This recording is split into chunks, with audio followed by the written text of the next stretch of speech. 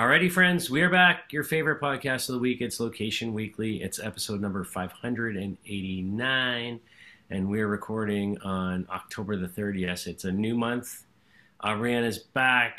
Thank you to Karsten for filling in last week, but we're glad Ariana is feeling better and able to join us this week. How are you?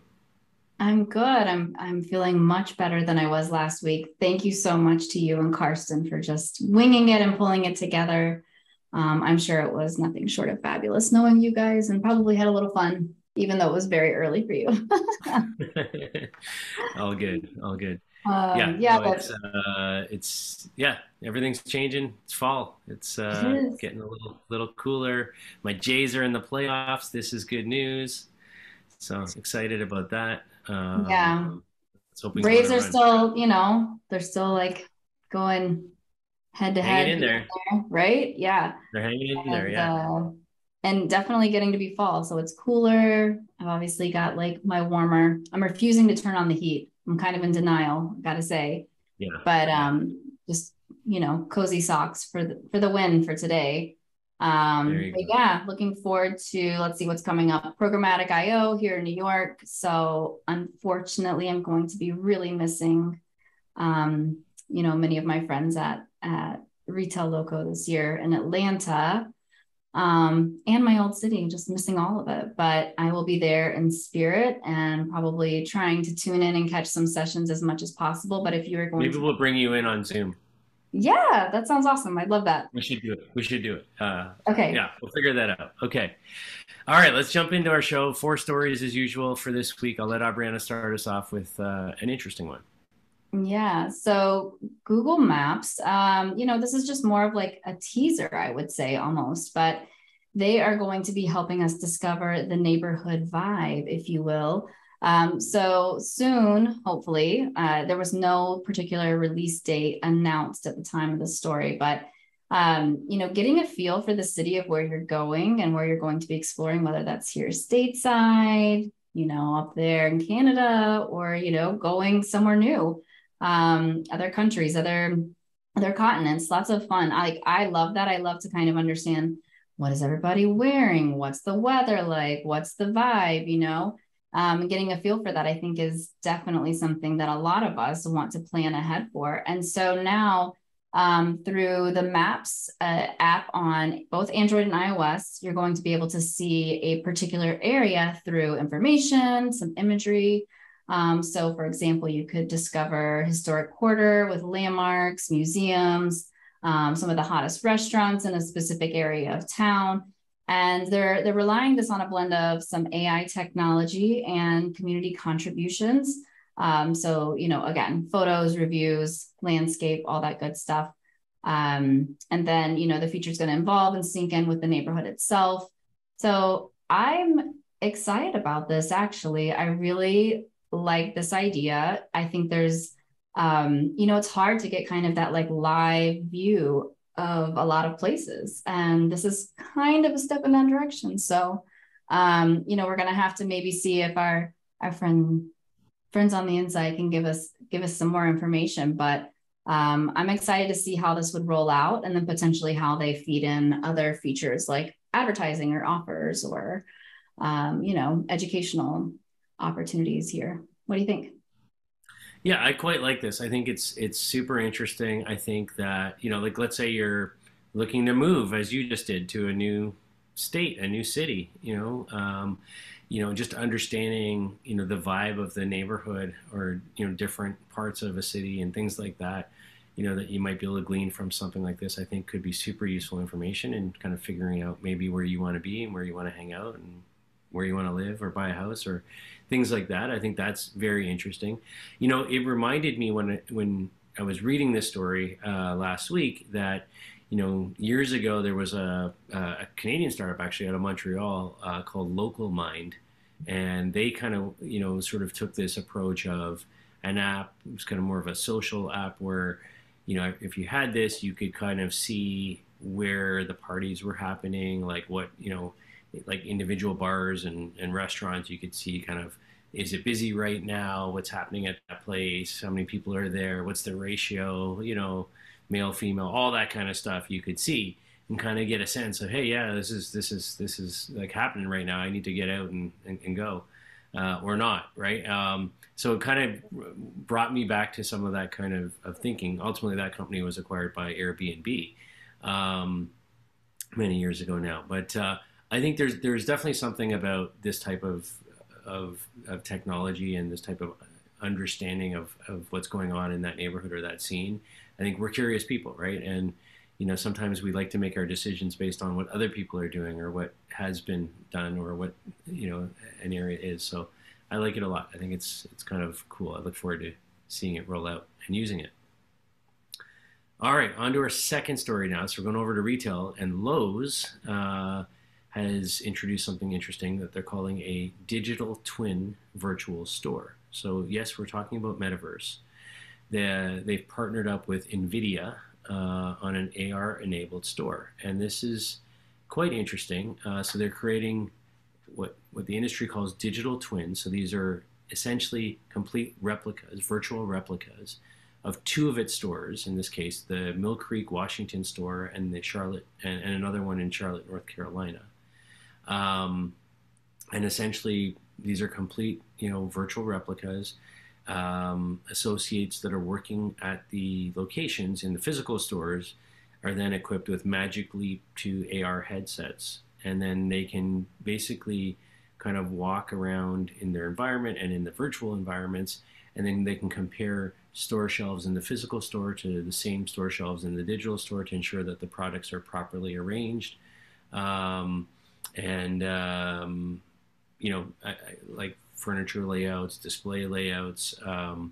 They're calling this the digital twin stores that they're saying the associates are dubbing this as X-ray vision to see what's inside hard to reach boxes in the store's top stock, and things like that. So it's being used for inventory management. It's being used for store layouts and display management. I think this is super interesting. I think every retailer is going to be doing this, and when it comes to real good interesting metaverse applications, this is pretty practical to me, right? This isn't just, hey, we're wandering around buying virtual things. This is, we're creating a virtual replica of our store, and we're actually using it in a way to actually train people better, or make sure things are laid out properly, or finding efficiencies in that, to maximize ultimately our customer experience in the real world. So I find this fascinating. I think this is brilliant. Yeah, what are your thoughts? This brought me back to many, many years ago, when I was still in college, and I had, a variety of jobs, but I did hold a specific retail, job with a company that was focused on women's clothing, right? And I remember that once a month we would get a new layout for that store. We would have everything that needed to shift. The way that it was presented, the way that our windows looked, everything was changed and everything was flipped over, right? And so I think that it's so important to have that brand recognition, especially when you are a chain that is consistent across all of your stores, that is also making things easy to find. I find it interesting, like from the perspective of hardware store, like is not where my mind goes, that could utilize this type of technology first, because a lot of times you're like, it's boxes and there's like a box of, I don't know, nails and like hardware and random things, but it's so hard to find things in that store a lot of times. And so being able to have consistency, I think, is a great thing for them to test. But I can see applications for a much more aesthetically pleasing type of a store where that brand presentation is so much front and center, and it is like the aisles and the windows. So I like this. I can see this being applied in a lot of different ways beyond when you think of like, what is the metaverse, and who's using it. So yeah, Yeah. sticking with the metaverse though, I want to shift over to another large big box retailer here with Walmart, and they are entering the metaverse, but in a different way. And they're doing this with Roblox. They are showcasing and rolling out two different experiences. One is called Walmart Land, and the other is Walmart's Universe of Play. So this is in the gaming platform, Roblox. You know, a lot of us have kids that are into this, and you know, it's all the rage, and it has been. It really grew and blew up exponentially throughout the pandemic. And they're using it really as like a testing ground as they consider how else will they move out and into the metaverse and beyond. So some of the things they're talking about featuring is like a blimp that drops toys, a music festival with some new hot artists, a bunch of different games, a store of virtual merchandise, or if you are not familiar with the term, virch. And so, you know, customers can find all of this in Walmart stores and on its website. It would be matched there in the metaverse as well. You know, something that was called out that I think is interesting is that Walmart did file for some trademarks that were probably related to this as well. Some that were about making and selling virtual goods, offering virtual currency, and then NFTs. So, you know, I think what's interesting here is like they have this universe of play, there's game features there. And you've also got that they're pulling in Walmart's top toy list kind of, you know, for the season. We always get those magazines from Amazon. Well, guess what? Walmart's pulling this into Roblox now, right? So you've got Razor scooters, Paw Patrol, Jurassic World, you know, characters and all those different things. And of course, like this has an obstacle course, they're saying. So all of these other things, these features, these brands that are very much focused on Gen Z. So some beauty brands, as well as the toys.